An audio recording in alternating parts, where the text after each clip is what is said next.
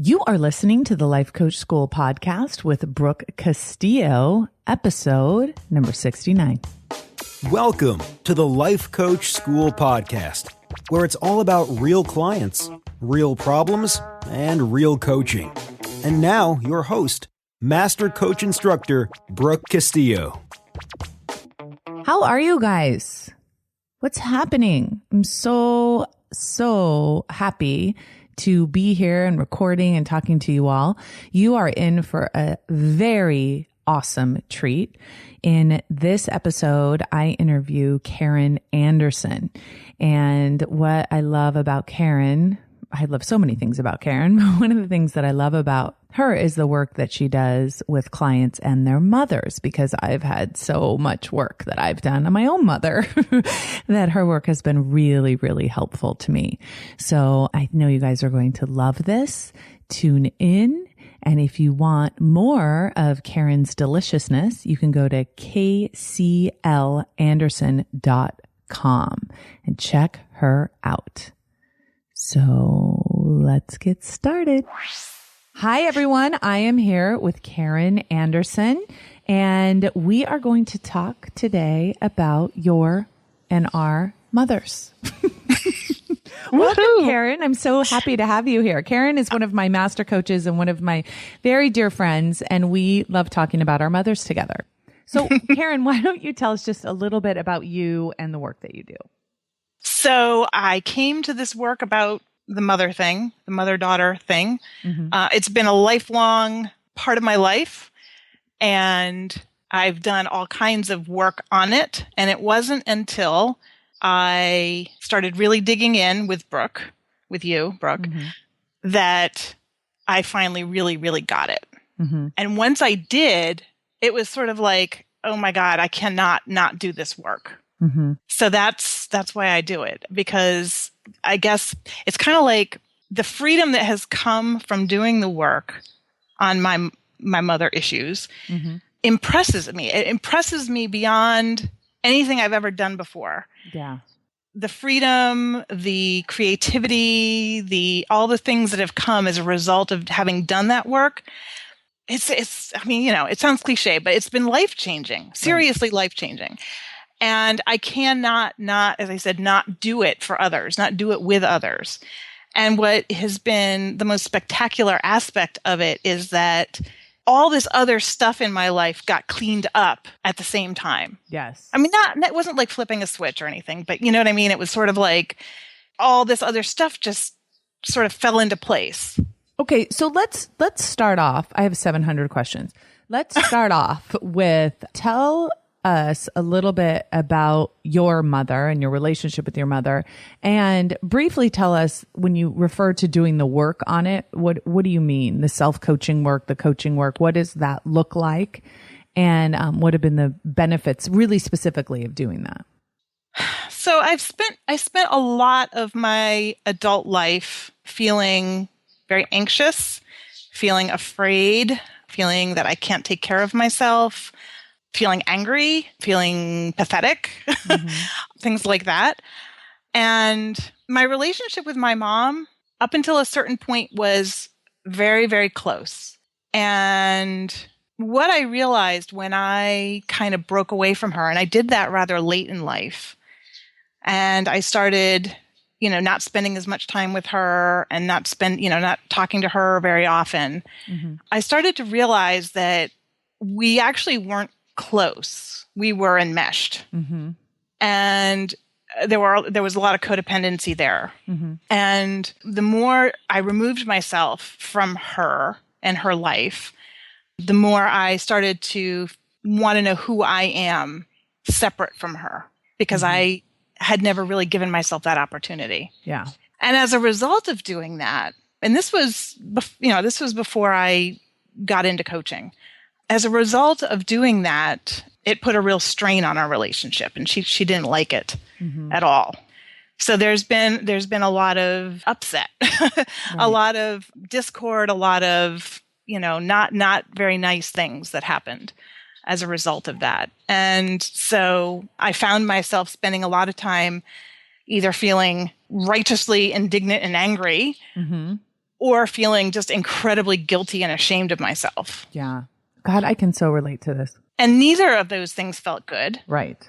But I didn't know what else to do. Like I didn't, those were like the only two choices I thought I had, was to be angry and like get out of my life, or be this guilty, pathetic sort of little girl who does whatever her mom wants. Right. And neither of those were acceptable. Yeah, and at a certain point. I think so many of the people listening, so many of my clients that come to me, I've talked to so many people that have such similar experiences with their mother. There's this enmeshment that can happen when you're a child, when your mother really hasn't developed herself, I think, is a lot of the situations. And then that enmeshment happens at a really young age. And it's hard for some people to, like what you said, like break away from, their mothers and still maintain a healthy relationship. So when you did, and we're going to talk more about boundaries for sure, because that's such a huge one. And I've talked a lot about my own boundaries on this podcast, but when I did that with my mother, it was a very similar experience, right? So I set boundaries with her in a very loving way. And she was not amused at all and very upset and very, very angry. So it was kind of that all or nothing, right? It's either we're totally enmeshed or I have absolutely no contact with you at all. So, okay, so you found yourself in the position that I was in, where you're like either totally angry and indignant, or you're feeling guilty and horrible and like you're a bad daughter. So where did you go from there? Well, as I said, there's been therapy and there's been all the books that I've read, and all of that was very helpful because it helped me feel like I'm not alone. Mm-hmm. And it also started to give me some language for what actually was maybe the case, maybe happening. And okay, so wait, let's talk about that. So we actually talked a little bit before we started the recording, and I said, no, shut up. Don't say anything. We got to record all of this. So we had talked about this idea that a lot of Karen's clients come to her and say that their mother is a narcissist. And we were talking about, is that a useful label or not? And so let's talk a little bit about that. What are your thoughts on that? Well, as I said, I think if a woman feels that her mother is a narcissist or thinks her mother is a narcissist, that's all that really matters. Mm-hmm. What's really kind of fascinating is that my mother believes that her mother is a narcissist and, is always constantly talking about that. But it doesn't really matter whether she is or she isn't. What matters is that you believe that. Mm-hmm. And in some cases, it can be very helpful to understand what narcissism is and how it manifests and what it looks like between mothers and daughters and that kind of thing. But then it can also be, at least it was in my case, it eventually became unhelpful because I started to say, oh, well, my mom's a narcissist. So that's the way I am. So I'm stuck. So would you know how to define that? If I put you on the spot and say, how would you define narcissist or narcissistic personality disorder? Oh, I'm not a psychologist. Okay, wait, I'm going to look it up and read it. I'm going to read it because I do think that it's helpful for some people to have that label, especially in the beginning, if they're really struggling in their relationship. So let me just read what it is so people know what we are speaking of. Okay, it says narcissistic personality disorder is a mental disorder in which people have an inflated sense of their own importance, a deep need for admiration, and a lack of empathy for others. But behind this mask of ultra confidence lies a fragile self-esteem that's vulnerable to the slightest criticism. And narcissistic personality disorder causes problems in many areas of life, such as relationships, work, school, financial affairs. So I think that, and then the other thing that I had looked up that I thought was interesting is specifically narcissist. Oh my gosh, that's so hard to spell. Narcissistic mothers. And there's a lot out there. Yeah. There's a lot being said, and I think there's a lot that can be useful. So actually, I'm just looking at it now. It was in 2011. I wrote a blog post, and it was basically just a series of questions. Okay. And it was, do you have the urge to self-punish or self-sabotage? Do you hope that your mother will change? Do you feel guilty when you've established a healthy boundary? Do you feel like you don't belong or fit in? Do you fear her? Do you feel unworthy? Do you feel inherently flawed? Do you have low self-esteem? Are you afraid of getting into trouble? Do you still feel like a little girl? Do you have no inner authority? Do you feel like she never really loved you or that conditions were attached to her love? Do you feel like you can't love yourself or be yourself? are you unable to accept praise? Okay, interesting. Those are questions that if you answer yes, your mother might be a narcissist. Yeah. And so basically what it says is that a mother who is a narcissist will see that their child is an extension of themselves, basically, and they don't let go. That's where that enmeshment comes in. Right. And so what's so fascinating about that enmeshment that happens in so many mother-daughter relationships is that even though the mother appears to be being very kind and the mother appears to be very loving and very connected, if you really analyze what's going on in that relationship, it's always about the mother and it's not about the child. Right. So, yeah, I have a really great example of that. Yeah, tell me. With my mom is that whenever I've been around her and her friends, she is she praises me and talks about how wonderful I am and, all this stuff. And then, but behind, when it's just her and me, I mean, and here's a really good example. I've been blogging since 2009. Okay. And she knows about it. And she's looked at my blog here and there. Several years ago, she was telling, I was with her and she was telling some people, oh, Karen's this great blogger and she loves to blog and you should read her blog. It's so wonderful, blah, blah, blah. And then later she sent me an email and told me that I should be ashamed of myself for blogging. Interesting. Yeah. So there you go. It was like, what? Yeah. It's kind of like the idea, and when you're talking about a narcissistic personality disorder, it's I will praise you and acknowledge you when it reflects well on me. Yeah, exactly. Which is very interesting. So anyway, so back to this definition, I think for a lot of clients, it's helpful to recognize and to say, oh my gosh, some of the reasons why I feel this way when it comes to myself and the way I was raised and my mother is because my mother is a narcissist. And I think that it's overly labeled. I think everybody can be a narcissist, right? So I think you have to be really, everybody really is. Right. Everybody has at some level. Yeah.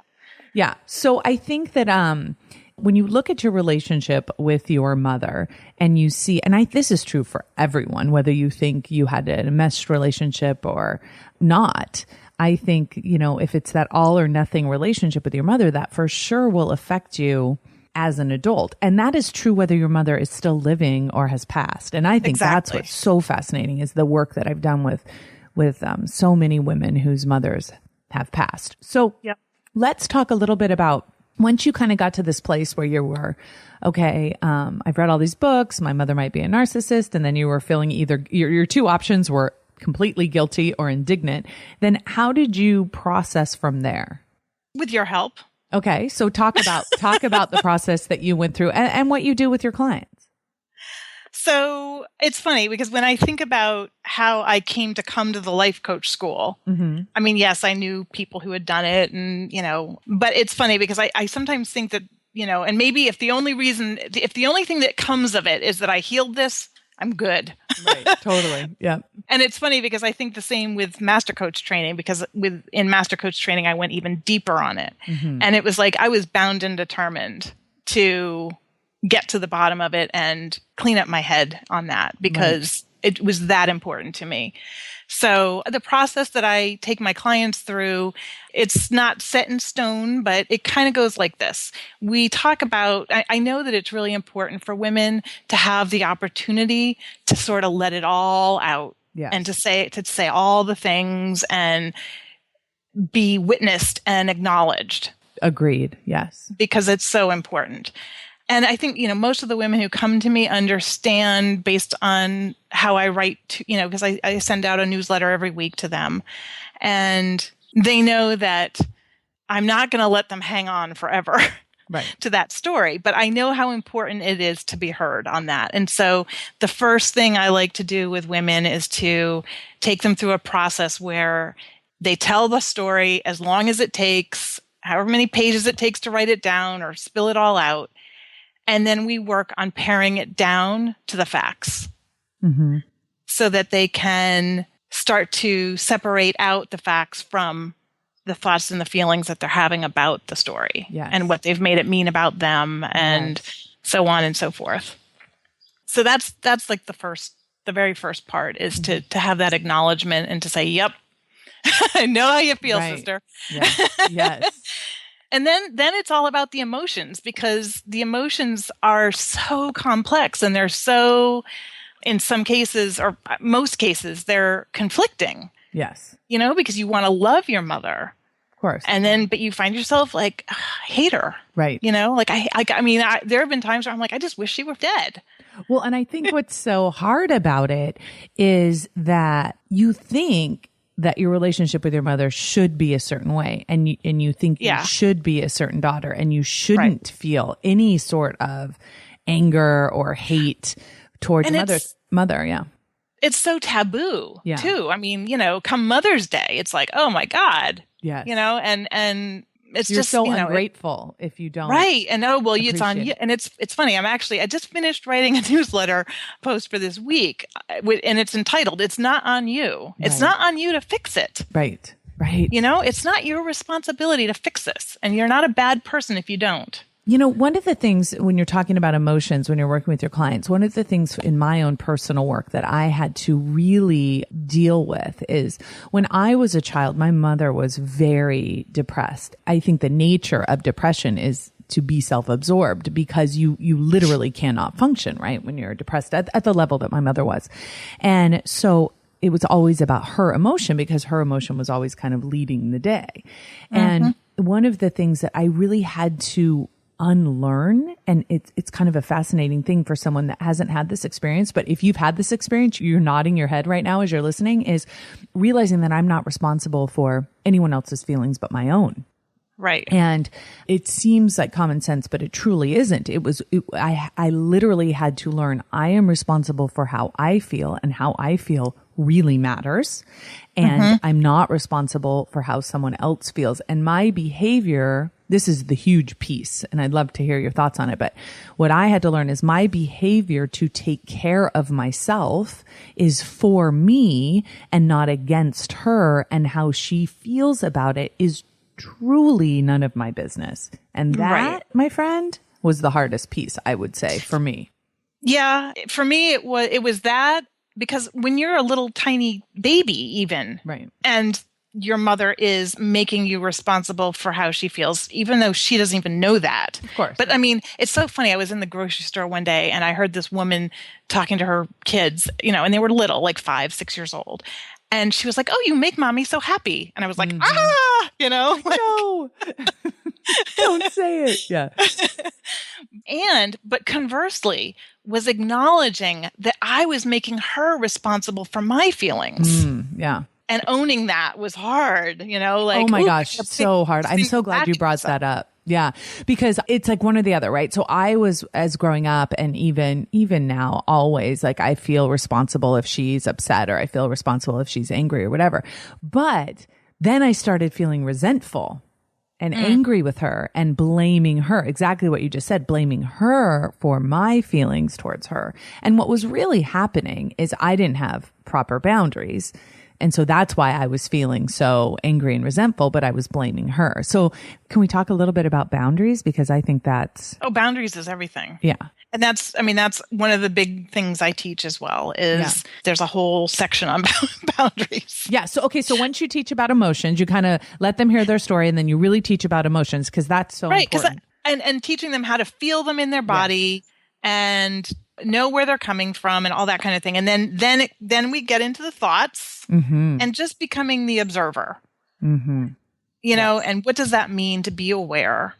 And then I teach them, how, sort of the whole connection between the circumstances, your thoughts, your feelings, and how they're all connected, right? And how to tease them apart and look at them separately. Yeah. And we go through that in the first few weeks.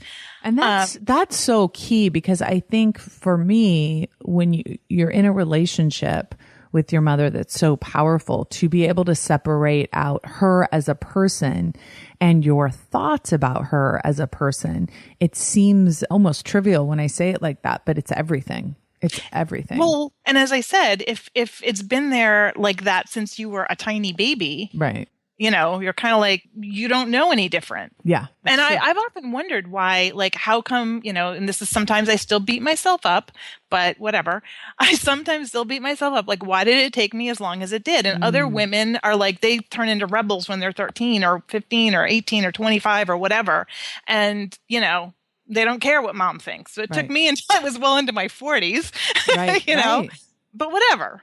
That's how enmeshed it can be. Of course. Yeah. And the reasons, and this is the thing, is like the reasons we behave the way we do and the reasons why is all in our mind. And when we start, the work that you're doing is so important, because when you start really uncovering what's in your mind and what you believe that you don't even know you believe, you can blow your own mind. I mean, literally, that's what you do. I blow my mind all the time. Exactly. You blow your own mind. Okay. So let's talk a little bit. Once you've kind of got your feelings kind of understood and you understand the model and you've separated out the facts from the thinking, then it's about boundaries. Yeah. Let's talk about boundaries and how you work with your clients on that. So I think a lot of women, they believe that, well, if mom just didn't do X, then I wouldn't be angry, And so now that women, once they've worked with me, have that sort of solid understanding of this, then they're ready to look at boundaries and to say, well, how do I want to show up in the relationship? And who do I want to be as an autonomous woman? Yes. Who gets to make her own choices, right? No matter what mom does or says. And I mean, for me, this was kind of a small example. And this was a boundary that I learned how to set before I knew anything about coaching. But my mom we would have a conversation and she would ask me about someone in the family with whom she's no longer talking. Okay. And I would just go, oh, so blah, blah, blah, and I would like tell her all the news, good or bad. And she would dig and dig and dig. And I never felt good after these conversations. And I would get angry that she was asking me these questions. And I'm like, I don't want to answer those questions. And I remember saying, well, I don't want to talk about that, or I don't want to talk about him or her. And then she would be like, oh, well, why not? And I finally realized that the boundary that I set was when she asks, I say, oh, he's fine. And nothing. And so what I learned was, and what I then learned after learning about coaching was, what I was doing was I was controlling myself. I was changing my behavior in order to have this boundary. And it was, she got to ask the question, she got to say what she wanted to say, but I didn't engage. Right. And that's such a huge point. The difference, and I've talked about this a lot on the podcast, the difference between a boundary and manipulation is a fine line, right? So first, we have to make sure there is a boundary violation, right? We have to make sure that there is a boundary violation. And with enmeshed relationships with mothers, there usually are no boundaries. So there's lots of boundary violations. So one of the things that was so challenging. And you don't even know it. Right. It was so challenging for me was all of a sudden you start setting boundaries in a relationship where there has been no boundaries. There's going to be some upset in that relationship. So my example was, in the way that I define it at the school is it's a request with a personal consequence, which means you say to the person, or maybe you don't, maybe it's an unspoken request. If you do this, then I will. And so it gives the person permission to do what they want to do, but it also gives you a way of protecting your boundaries. So, in a general sense, you could say, if my neighbor comes into my yard without talking to me about it, I'm going to call the police, right? Maybe. So with me, it was, my mother was just calling me like 6-7 times a day, constantly calling. And one of the boundaries I set with her is I just said, hey, I just want to let you know that when you call me that many times a day, I'm not going to pick up the phone. And it was just a very clear, she can keep calling me, right? But I'm not going to answer. So continually calling me is not going to solve the issue of me not answering. I'm just not going to answer. I don't like to talk on the phone and I will not pick up the phone. And she was very angry about that because one of the things that she had an expectation of how I would behave, just like I had an expectation of how she would behave. So that was a really powerful boundary for me to set. But I want to say something that's really important for anyone that's asked and thought about this is it's not easy to set boundaries with people that you really love because it's easy or that you're really enmeshed with. Exactly. Because you feel so afraid of the abandonment. And that's why I like to talk a lot about understanding the concept where there's a request and a consequence, but understanding that for my clients, especially, that they don't have to necessarily make the request out loud. Right. And I show them how they can change their behavior without having made the request. Yes. Yeah. That can be really helpful. Because that helps with the fear. And you can't force someone to be out of fear like that. And so... Yeah. So an example of that for my boundary would just be that I just wouldn't pick up the phone. I wouldn't actually tell her, hey, I'm not going to pick up the phone. Right. I would just not pick it up. Now, it's still a boundary. She still may get very angry in that relationship. But it's one thing that... This is what it did for me. And I know that you can speak to this as well, because I know you've had the same experience. What it did for me, setting proper boundaries with my mother, what it did for me, first of all, was it helped me take responsibility for the relationship and my role in the relationship. And it had me take responsibility for my own resentment and my own feelings of frustration. I got to own those.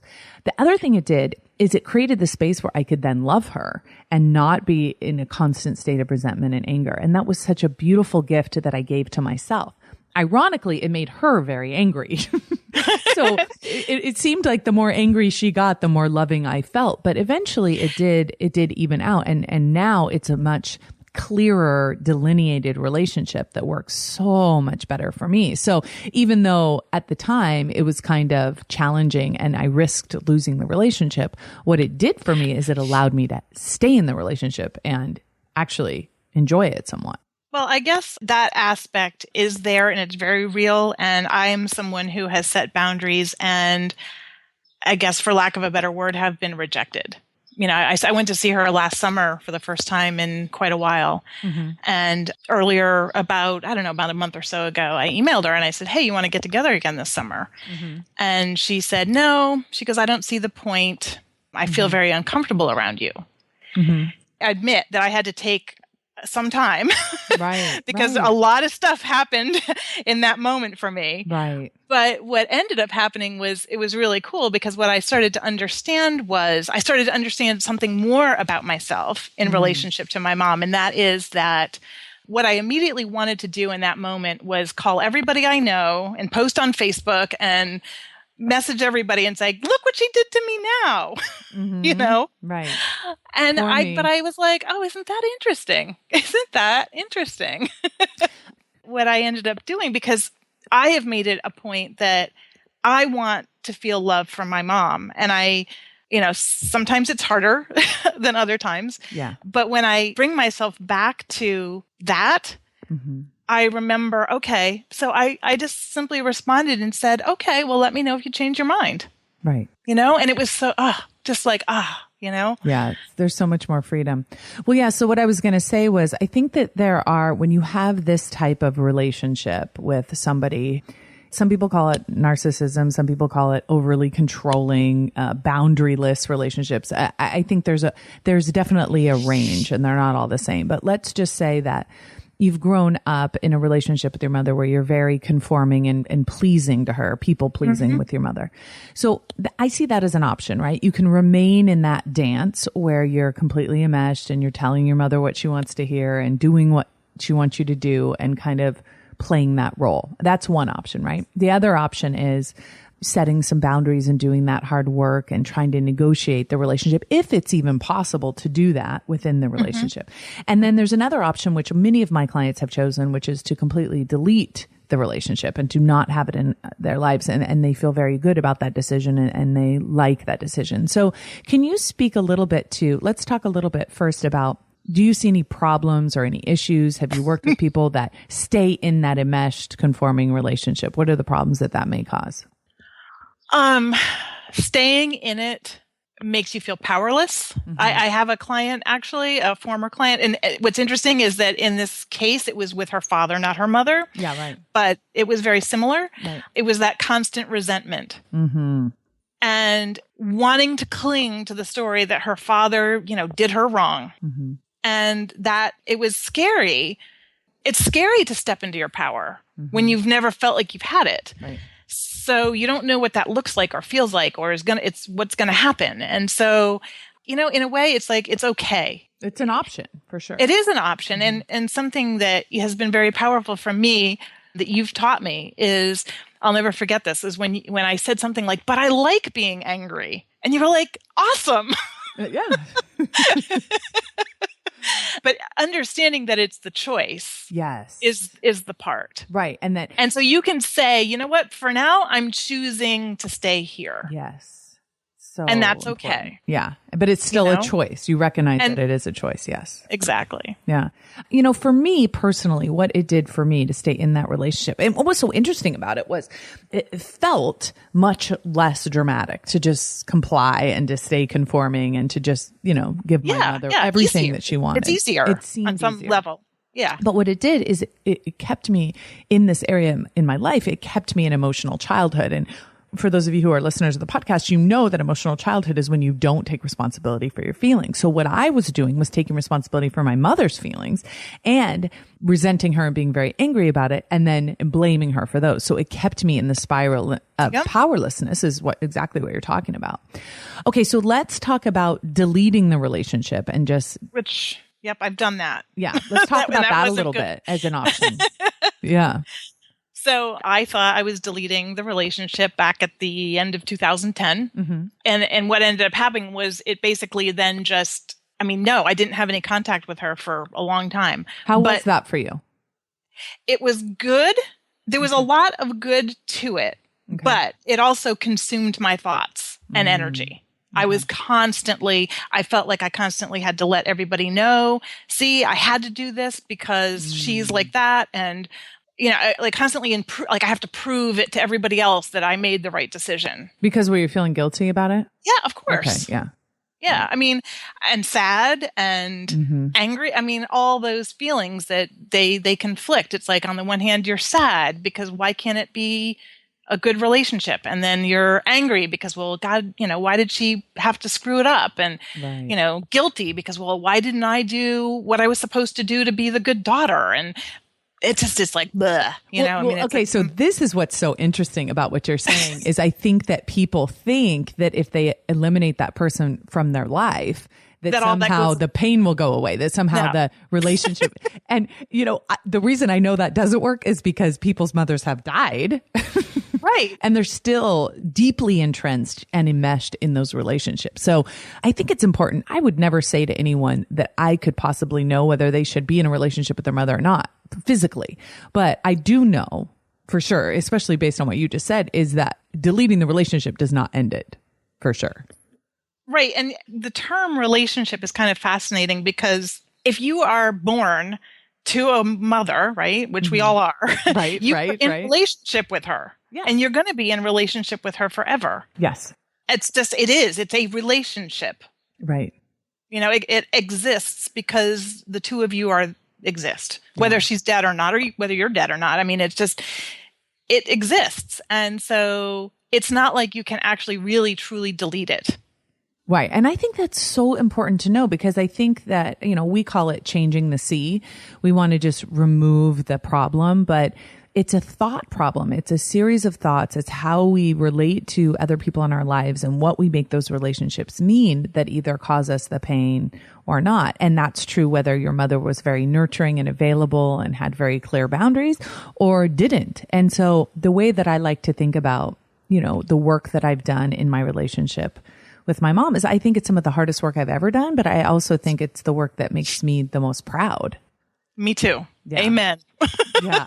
I feel really proud of myself for having done that work and having done it in such a loving way for myself and for her, even though it was so challenging. And I did have so much anger and resentment, and really being able to work through that was so, so important to me. And let's talk a little bit just, before we wrap up here, let's talk a little bit about how doing this work, right, on ourselves. It's not work on the mother. Please hear us say that. Exactly. Yeah. You don't go tell your mother how she should behave differently.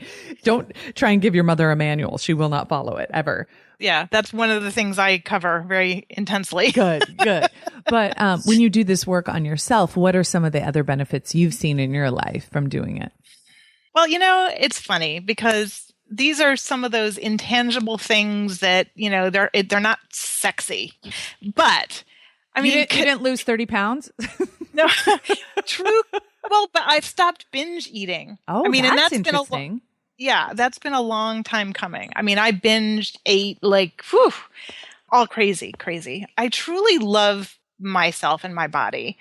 And I think that body image is one of those things that shows up in a lot of women who have mother issues or father issues for that matter. But just being truly content, which doesn't mean like, oh, I'm happy, joy all the time. But like, Right. It's like being able to sort of like just ride the waves of life, feeling like I've got myself, I've got my back. Yeah. You know, I'm okay. I'm going to be okay. Yes. Oh, here's some trouble happening over here and we're sad or whatever. But like, it's okay. Yes. I'm okay. Like I know how to care for myself in this moment. Yeah. I know for me what it did, which was, I mean, glaringly obvious, was reduce the amount of anxiety I was creating for myself. Oh, huge. Oh my goodness. I had so much anxiety all of the time that of course I was blaming on her, but really I was creating myself and in the way that I thought about her. And it's really interesting. So I'll share this. I kind of shared this before we started the recording, but I just recently went and I bought her Mother's Day present.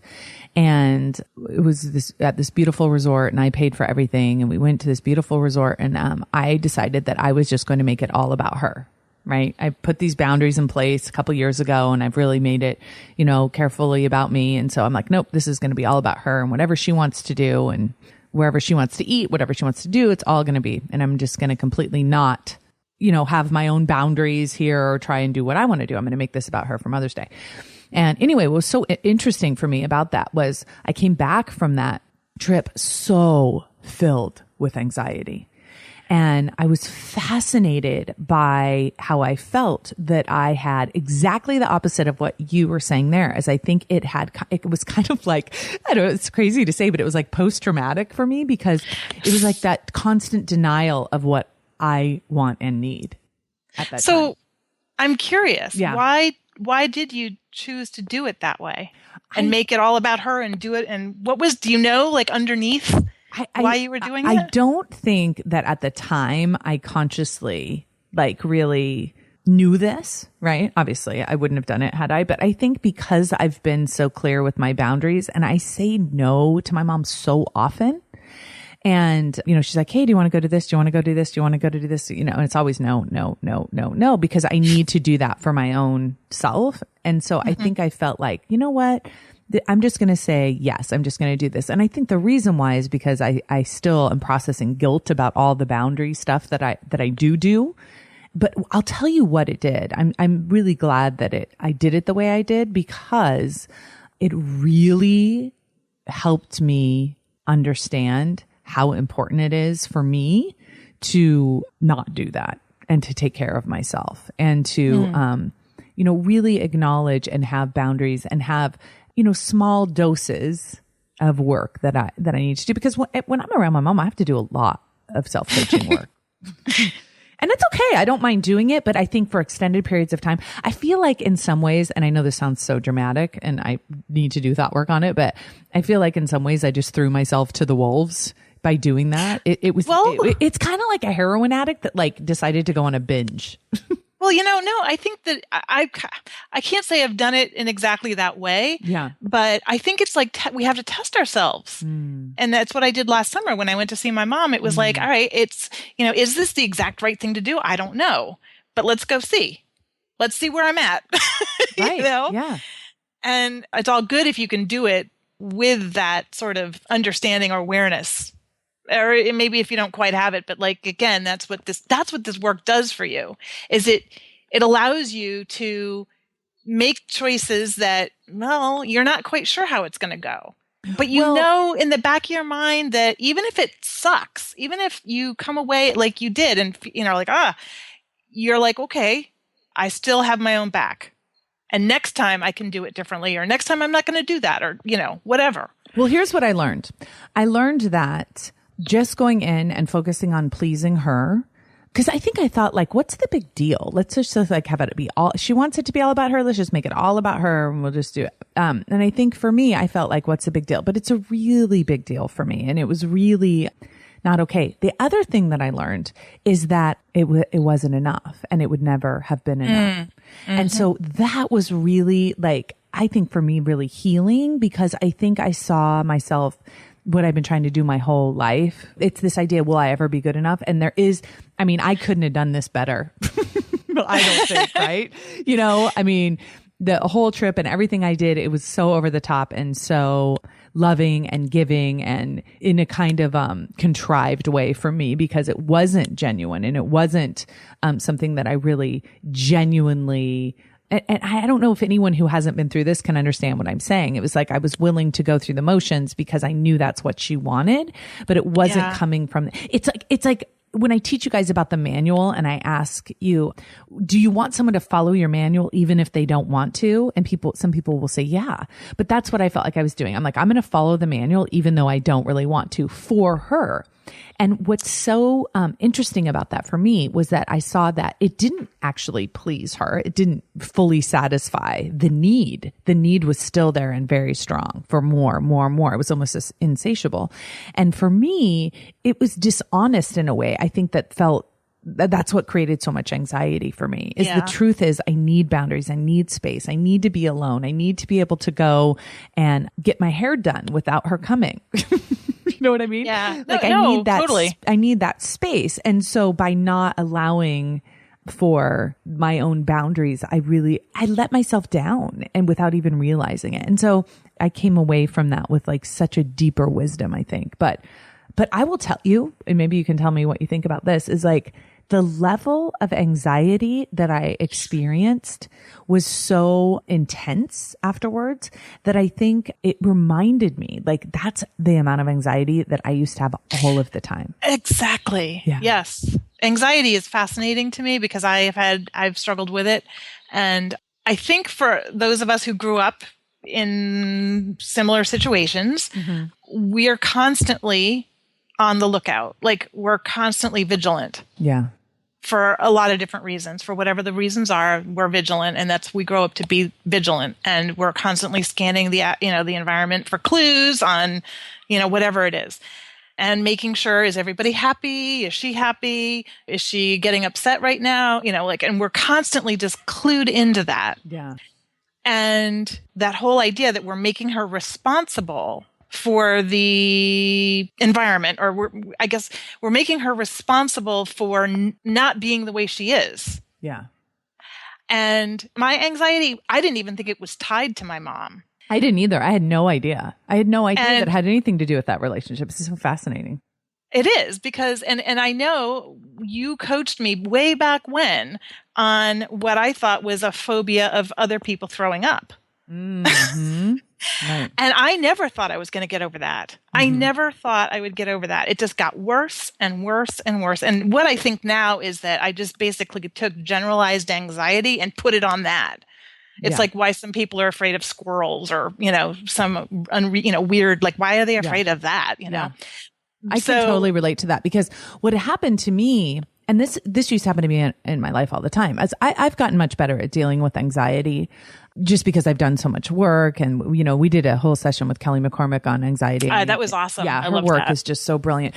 But one of the things that I noticed is like, okay, so when I came home from this trip, I happened to come home by myself, which was so lovely. My kids were off with friends and my dogs were with my husband, and I came home and was by myself and was riddled with anxiety. And I noticed that I latched on to a certain thing at work and made it about that. Right. And I noticed myself, I started obsessing about it and started thinking about it and started like worrying about mistakes. And this is kind of a clue, right? Is when your reaction to something doesn't fit the situation, when it's like so over the top. And so it's exactly what you were saying about the throwing up thing. It's like all of a sudden you're like, I want to make sense of this, so I'm going to make it about this. And what I was able to do is just be like, you're okay. It's totally fine. And then really take responsibility for literally what I had done to myself.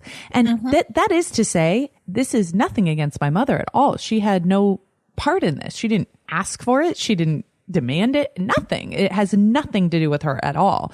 And I wouldn't blame her for it. It was completely on my own accord. And I will tell you that owning that was what made it easier. for me to process my own anxiety. Otherwise, I would have been completely angry and resentful on top of the anxiety and wouldn't have been able to acknowledge it. Yeah. And as I said, I never thought I would get over that. And I can't say that I'm like 100% over it. Right. Yeah. Me neither. But it's vastly better. Yes. Vastly better. Right. And I mean, it's so funny because after I don't know if we're allowed to talk about this, the mastermind, the life coach school mastermind in March, my husband and I drove up the coast up to Washington, and he actually got sick. He got a stomach bug. Uh-oh. I know, right? You're like, don't you dare throw up, buddy. No, but he did. God bless him. He's an amazing man. He woke up in the middle of the night and he's like, "Oh, do we have any Tums?" Right. And I'm like, whatever. And I could tell that he wasn't feeling well, and he was trying to take care of me. Right. And I'm like, dear, if you're sick, go get sick, dear. Right. Just go get sick. It's okay. It's okay. And I was like, oh my God, who am I? You're like, listen, buddy, you better not throw up. No, but he did.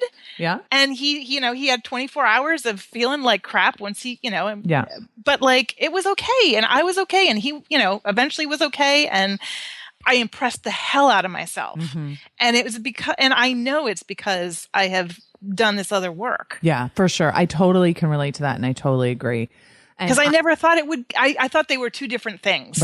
Right. And they weren't. Yeah. And I think generalized anxiety can so easily be solved by thought work and by self-coaching. And I shouldn't say easily be solved. No, let's be real. Not easily. But I think it can be understood in a much better way, because what you can do is you can see how in many instances what we believe is causing our anxiety is so illogical that we can find the other maybe more elusive thoughts that are causing it. And it can also be, and this is, I think, the number one thing I want to say is that it can be fun. Yeah. It doesn't have to be so serious and dreadful. It does not have to be serious. And like a lot of my clients, and it's been my experience too, that like therapy is looking back with dread and dredging up and crying and and I have made it a point to say, we're going to move forward and have fun while doing it. Yeah. And I think that makes a huge, huge difference. Okay. So I know that there's people that are listening to this that are like, oh my gosh, you're talking my language. I need your help. I want coaching on this. So I gave your email at the beginning, and I know that we'll have it in the show notes if people want to get in touch with you and work with you. Is there anything you want to add? Yes. I have a book coming out on September 1st about all of this. Oh, brilliant. Do we have a title yet? I don't have a title yet. I'm working with my publisher. Cool. And it's funny because I was actually talking to them a couple of weeks ago. I'm like, we have to get a title. And they said, well, blame it on us because we don't have a title yet. Okay, perfect. Well, what's great is if you go to Karen's website, you guys can opt into her list, and she gives you some amazing goodies. You'll get information. Yeah, and then you'll get information, and you can also work with Karen one-on-one, and you can find out more information about that on her website. I highly recommend that if you are struggling with any of the stuff that we have shared with you, that you do that. So anyway, Karen, we've gone way over time, but I love stuff, right? Talking about this, and I love talking to you. And so I'm so glad to have shared this time with you. So thank you so much for joining me. I really appreciate it. Thank you. It was awesome. Thank you for listening to the Life Coach School podcast. It would be incredibly awesome if you would take a moment to write a quick review on iTunes.